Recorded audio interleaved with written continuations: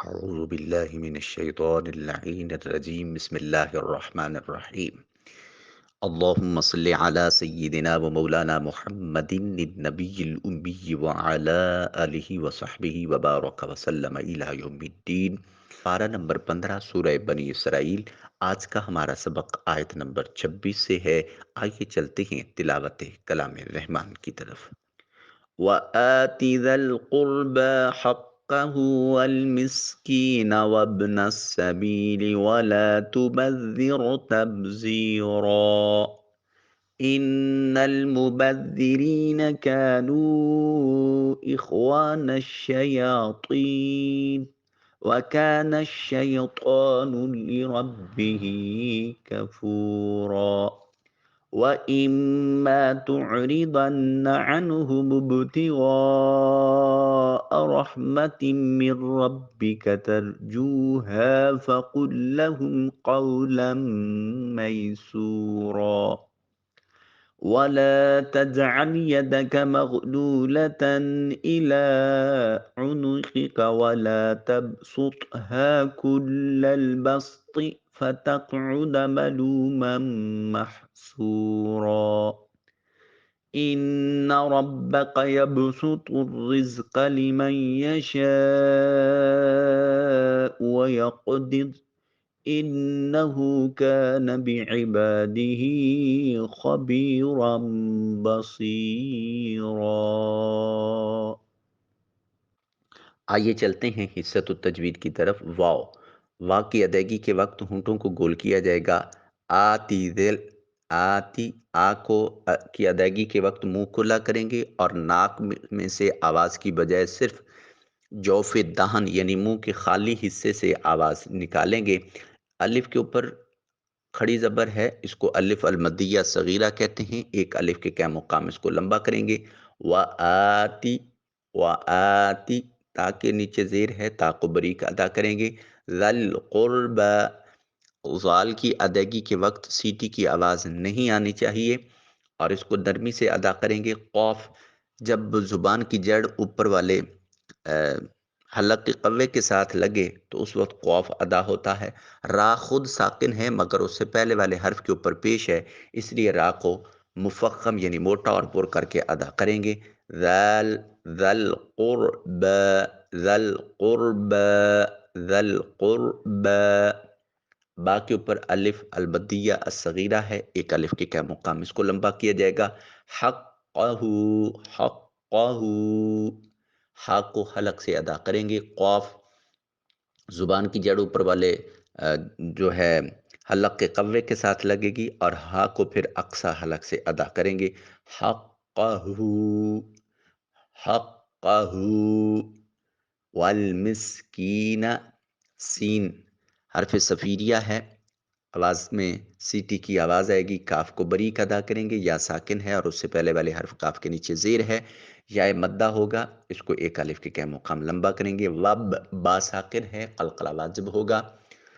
قلقلہ کیا ہے؟ آواز کا اپنے مخرج پر لگ کر ٹکرا کر واپس پلٹنا، اس کو قلقلہ کہتے ہیں۔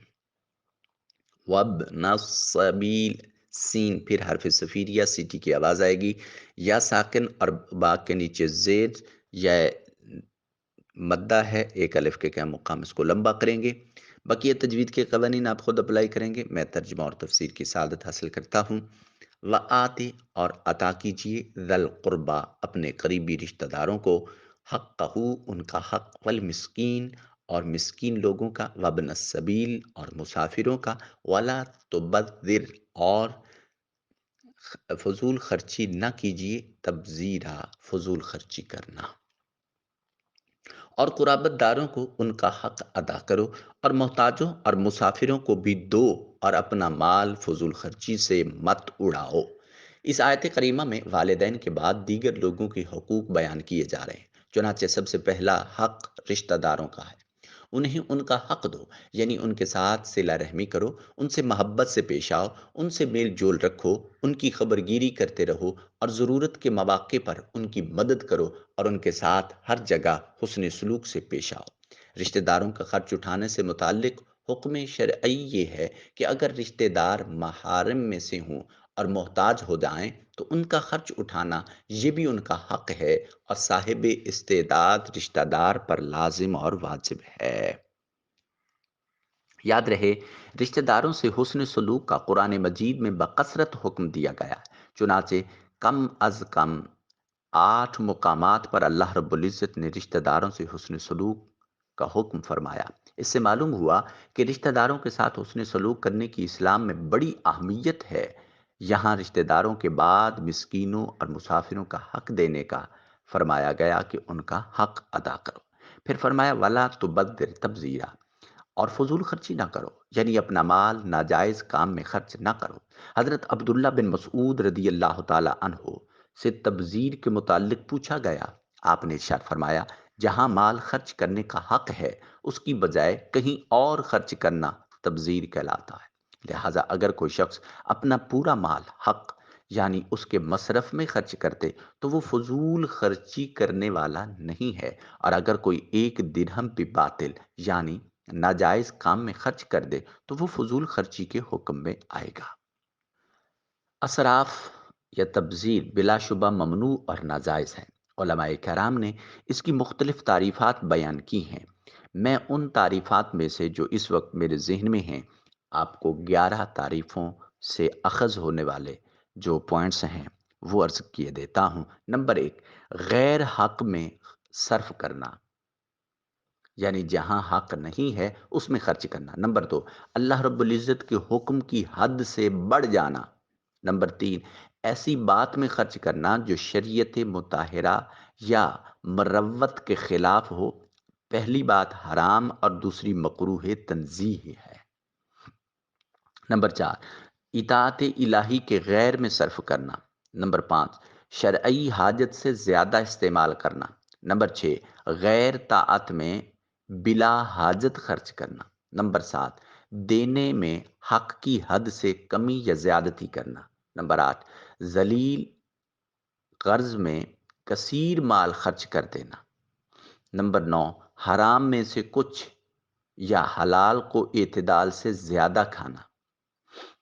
نمبر 10، لائق اور پسندیدہ بات میں لائق مقدار سے زیادہ صرف کر دینا۔ نمبر 11، بے فائدہ خرچ کر دینا۔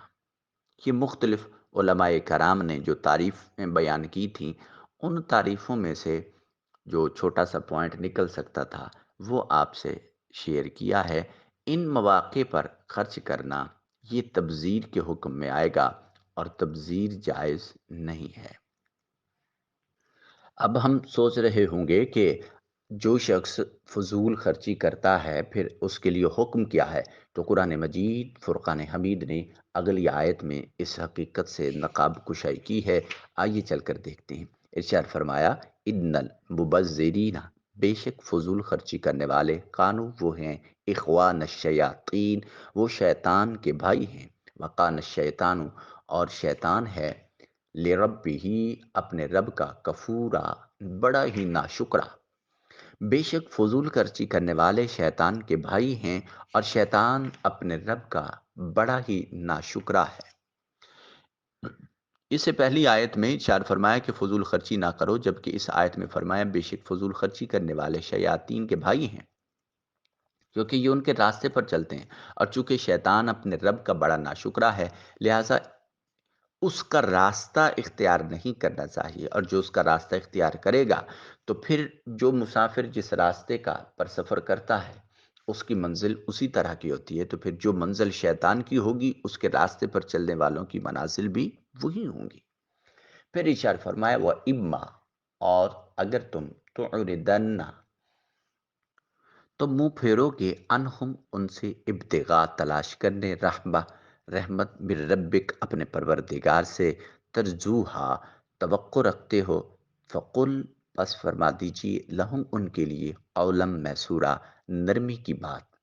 اور اگر تم اپنی تنگ دستی کے باعث ان مستحقین سے گریز کرنا چاہتے ہو تو اپنے رب کی جانب سے رحمت خوشحالی کے انتظار میں جس کی تم توقع رکھتے ہو تو ان سے نرمی کی بات کہہ دیا کرو۔ اس سے اوپر والی آیات میں رشتہ داروں، مساکین اور مسافروں کا بیان ہوا تھا۔ اب اس آیت کریمہ میں فرمایا کہ اگر کسی وقت تمہارے پاس فوری دینے کو کچھ نہ ہو تو ان سے آسان بات کہہ دیجئے، یعنی ان کی خوش دلی کے لیے ان سے وعدہ کر لو یا ان کے حق میں دعا کر دو۔ آیت کریمہ کا شان نزول یہ ہے کہ حضرت بلال، حضرت سہیب، حضرت سالم، حضرت خباب رضی اللہ تعالی عنہم وقتاً فوقتاً رسول اللہ صلی اللہ علیہ وسلم سے اپنی حاجات اور ضروریات کے لیے سوال کرتے رہتے تھے۔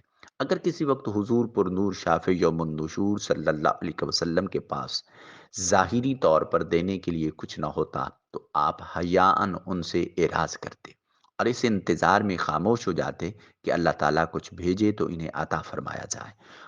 اس پر یہ آیت کریمہ نازل ہوئی ہے۔ یہ بھی یاد رکھنا چاہیے کہ کسی بھی صورت مجبور رشتہ دار، مسکین یا سائل کو جھڑکنا نہیں چاہیے۔ مستحق کو جھڑکنا حرام ہے۔ اللہ رب العزت نے ارشاد فرمایا وَأَمَّا السَّائِلَ فَلَا تَنْهَرْ، اور کسی بھی صورت مانگنے والے کو نہ جھڑکو۔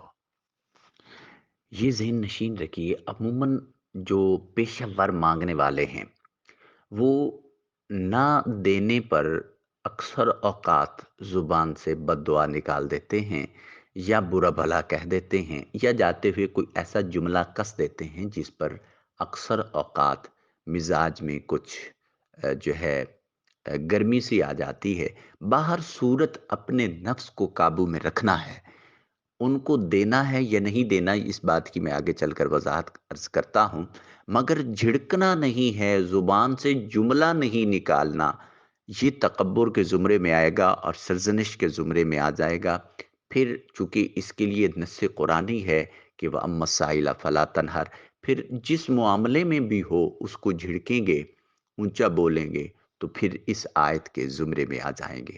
لہٰذا دینا ہے، نہیں دینا، دینا حلال ہے، حرام ہے، کس کو دینا ہے، نہیں دینا، یہ الگ چیز ہے، جھڑکنا نہیں ہے کسی کو۔ اب دیکھیے کہ گدائی تین قسم کی ہے، تین قسم کے لوگ مانگتے ہیں، یہ تین قسم کے لوگ ہیں جو اس زمرے میں آتے ہیں۔ نمبر ایک، ایک غنی مالدار، جیسے اکثر جوگی سادھو بچے اور ان کے باقی جو یہ منگتے عام طور پر اڈوں پر اور اس طرح کے یہ جو سوال کرتے ہیں، شریعت کی روح سے انہیں سوال کرنا حرام ہے اور انہیں دینا بھی حرام ہے، اور ان کے دیے سے زکوٰۃ ادا نہیں ہو سکتی، فرض اسی طرح سر پر باقی رہتا ہے۔ یہ جو پیشہ ور لوگ ہیں، یہ بنیادی طور پر ایک ریسرچ میری آنکھوں سے گزری ہے کہ یہ بنیادی طور پر مالدار ہوتے ہیں، انہوں نے بطور بزنس کے بھیک کو پروان چڑھایا ہوا ہے اور یہ علاقے بدل بدل کر، بیس بدل بدل کر لوگوں کے پاس جاتے ہیں اور وہاں سے مال اکٹھا کر کے پھر یہ کچھ لیمٹ کے بعد، کچھ عرصے کے بعد پھر اپنے واپس ملک چلے جاتے ہیں جو جہاں یہ لوگ رہتے اور آباد ہوتے ہیں۔ تو ایسی صورت میں ان لوگوں کو سوال کرنا بھی حرام ہے اور انہیں دینا بھی حرام ہے، لہذا خاموشی اور اعراض اچھا ہے۔ دوسرا وہ جو واقعتاً فقیر ہیں، یعنی قدر نصاب کے مالک نہیں مگر جسمانی طور پر قوی ہیں، تندرست ہیں، کسب معاش پر قادر ہیں، اور سوال کسی ایسی ضرورت کے لیے نہیں جو ان کے کسب سے باہر ہو، کوئی حرفت یا مزدوری نہیں کرتے، مفت کا کھانا کھانے کے عادی ہیں اور اس کے لیے بھیک مانگتے پھرتے ہیں، انہیں سوال کرنا حرام ہے، اور جو کچھ انہیں اس سے ملے وہ ان کے حق میں خبیث ہے۔ انہیں بھیک دینا منع ہے کہ معصیت پر اعانت ہوگی، مدد ہوگی گناہ پر۔ لوگ اگر نہ دیں تو مجبور ہو کر کچھ محنت مزدوری کریں گے، مگر ان کے دینے سے ان کو کسی نے دے دی زکوٰۃ تو وہ ادا ہو جائے گی، جبکہ اس کام کے علاوہ کوئی اور معنی شرعی نہ ہو کہ وہ کم از کم فقیر کے زمرے میں آتے ہیں۔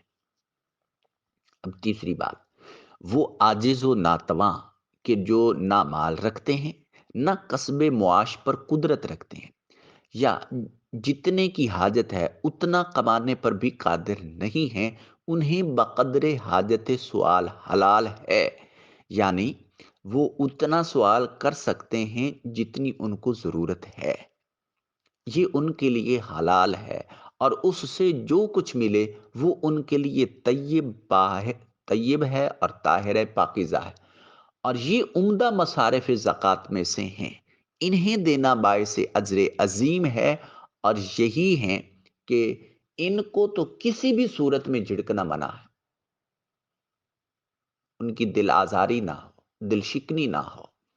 اور یہ وہ ہیں کہ جن کو آپ وہ خاموش انداز میں اور پوشیدہ انداز میں ان پر خرچ کرتے ہیں تو بہت بڑا اجر ملتا ہے، بہت بڑا اجر ملتا ہے۔ یہ بنیادی طور پر وہ معاشرے کے سفید پوش ہیں جو بھوکے پیاسے رہتے ہیں، فاقوں کی حالت میں رہتے ہیں، مگر کسی کے سامنے دست سوال دراز نہیں کرتے، اور اگر کبھی انتہا درجے کی مجبوری آ جائے تو پھر یہ کر لیتے ہیں۔ تو ایسی صورت میں ان کو دینا جائز ہے۔ اب سوال ہے کہ کس کو کتنا دینا ہے اور کتنا نہیں دینا۔ تو آیت کریمہ جو آیت نمبر 29 ہے وہ اس سوال کے جواب میں واقع ہے۔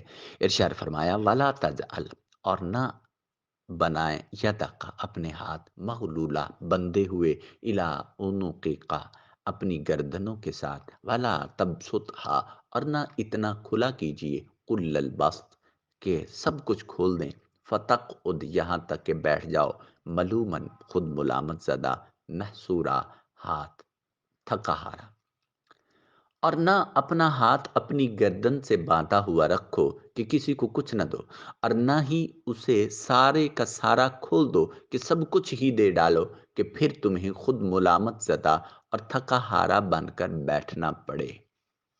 گویا اس آیے کریمہ میں خرچ کرنے میں اعتدال کو ملحوظ رکھنے کا حکم فرمایا گیا۔ ایک مثال سے سمجھایا گیا ہے کہ نہ تو اس طرح ہاتھ روکو کہ بالکل ہی خرچ نہ کرو، اور یہ معلوم ہو کہ گویا ہاتھ گلے سے باندھ دیا گیا، اور دینے کے لیے ہل بھی نہیں سکتا۔ ایسا کرنا تو سبب ملامت ہونا ہے کہ بخیل کنجوس کو سب لوگ برا سمجھتے ہیں، اور نہ یہ کہ ایسا ہاتھ کھولو کہ اپنی ضروریات کے لیے بھی کچھ باقی نہ رہے۔ اس صورت میں آدمی کو پریشان ہو کر بیٹھنا پڑتا ہے۔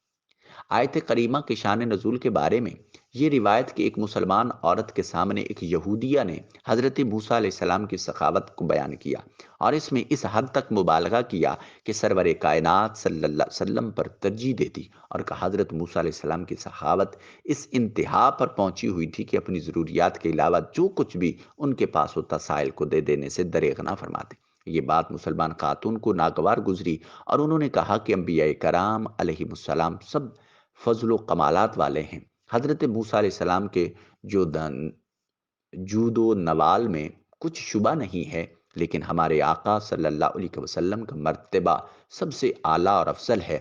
یہ کہہ کر انہوں نے چاہا کہ یہودیہ کو سرکار دو عالم صلی اللہ علیہ وسلم کے جود و کرم کی آزمائش قرار دی جائے، چنانچہ انہوں نے اپنی چھوٹی بچی کو تاجدار کائنات صلی اللہ علیہ وسلم کی خدمت میں اس لیے بھیجا کہ ان سے قمیص مانگ لائے۔ اس وقت میرے آقا کریم علیہ الصلوۃ والسلام کے پاس ایک ہی قمیص تھی جو زیب تن تھی۔ آپ صلی اللہ علیہ وسلم نے وہی اتار کر اپنے جسم اقدس پر پردہ فرمایا اور وہ عطا فرما دی، اور اپنے دولت سرائے اقدس میں تشریف رکھی۔ شرم سے باہر تشریف نہیں لاتے تھے، یہاں تک کہ آذان کا وقت آیا، آذان ہوئی، صحابہ کرام رضوان اللہ تعالی علیہ مجمعین انتظار فرما رہے تھے، حضور نبی اکرم صلی اللہ علیہ وسلم تشریف نہ لائے تو سب کو فکر ہوئی۔ حال معلوم کرنے پر دولت سرائے اقدس پر حاضر ہوئے تو دیکھا کہ جسم مبارک پر قمیص نہیں۔ اس پر اللہ رب العزت نے یہ آیت کریمہ نازل فرمائی۔ یاد رکھیے کہ اس آیت میں خطاب اگرچہ سرکار دو عالم صلی اللہ علیہ وسلم سے ہے، لیکن مراد آپ صلی اللہ علیہ وسلم کی امت ہے، تعلیم امت کے لیے ہے۔ پھر آگے ارشاد فرمائے ان بے شک رب کا، آپ کا پروردگار، یبسط الرزق، رزق کشادہ فرما دیتا ہے، لمن یشاء، جس کے لیے چاہتا ہے، ویقدر، اور تنگ کر دیتا ہے، انہو، بے شک وہی، کانا ہے، بے عبادہ، اپنے بندوں سے، خبیرہ، خوب خبر رکھنے والا، بصیرہ، خوب دیکھنے والا ہے۔ بے شک آپ کا رب جس کے لیے چاہتا ہے رزق کشادہ فرما دیتا ہے، اور جس کے لیے چاہتا ہے تنگ کر دیتا ہے۔ بے شک وہ اپنے بندوں کے اعمال و احوال کی خوب خبر رکھنے والا، خوب دیکھنے والا ہے۔ یعنی رزق کشادہ کرنا یا تنگ کر دینا یہ اللہ رب العزت کی قدرت ہے۔ وہی جس کا رزق بڑھانا چاہے بڑھا دیتا ہے، جس کا تنگ کرنا چاہے تنگ کر دیتا ہے۔ وہ تمام لوگوں کے حالات اور مصلحتوں کو خوب جانتا ہے، لہٰذا اس نے جسے امیر بنایا وہ بھی حکمت کے مطابق، اور جسے غریب رکھا وہ بھی حکمت کے مطابق ہے۔ لہٰذا جب اللہ رب العزت کی حکمت کے مطابق ہے تو پھر امیر کو اپنے مال پر اترانا نہیں چاہیے کہ وہ حقیقی مالک نہیں ہے، بلکہ اللہ رب العزت کی طرف سے بطور امین مقرر ہے۔ اور جو تنگ دست ہے اس کو بھی اپنی تنگ دستی پر اللہ کے حضور حرف شکایت زبان سے نہیں نکالنا چاہیے، اس لیے کہ وہ اس کا مال ہے، وہ چاہے تو عطا کرے، نہ چاہے تو عطا نہ کرے۔ لہٰذا اس کی شکایت کسی بھی صورت میں نہیں بنتی، اور صبر کرے استقامت کے ساتھ اللہ کے حضور اس صبر پر اس کے رزق میں وسعت پیدا کر دی جائے گی۔ اللہ رب العزت میری اور آپ کی حاضری اپنی بارگاہ میں شرف قبولیت نصیب فرمائے۔ عمدن سہون کوئی خطا غلطی ہوئی مالک کائنات اس کو معافی نصیب فرمائے۔ کوئی جملہ کلمہ اللہ کے حضور قبول و مقبول ہوا، اللہ کریم اس کے طویل سے اور اس کے توسل سے مصطفی انقلاب کا سویرا طلوع فرمائے۔ پروردگار عالم آپ کو سدا آباد رکھے، شاد رکھے، خوش رہیں۔ مالک کائنات کے کلام سے محبت کرنے والے ہیں، اس کے کلام کے لیے وقت نکالنے والے ہیں، اس کی کلام کو محبت سے سماعت کرنے والے ہیں، عمل کی کوشش کرتے ہیں۔ اللہ رب العزت آپ کو سدا سرخرو رکھے، کامیاب رکھے، سرفراز و سربلند رکھے۔ اللہ رب العزت اپنے اور اپنے حبیب کی بارگاہ میں سرفرازی اور کامیابی سے ہمکنار فرمائے۔ مصطفی انقلاب کا سویرا جلد طلوع فرمائے۔ اللہ رب العزت آپ کو ہمیشہ اپنے خاندان کے ساتھ صحت و سلامتی اور عافیت کی زندگی اور ایمان اور کامیابی و کامرانی والی زندگی نصیب فرمائے۔ آمین ثم آمین۔ والسلام علیکم ورحمۃ اللہ تعالی وبرکاتہ۔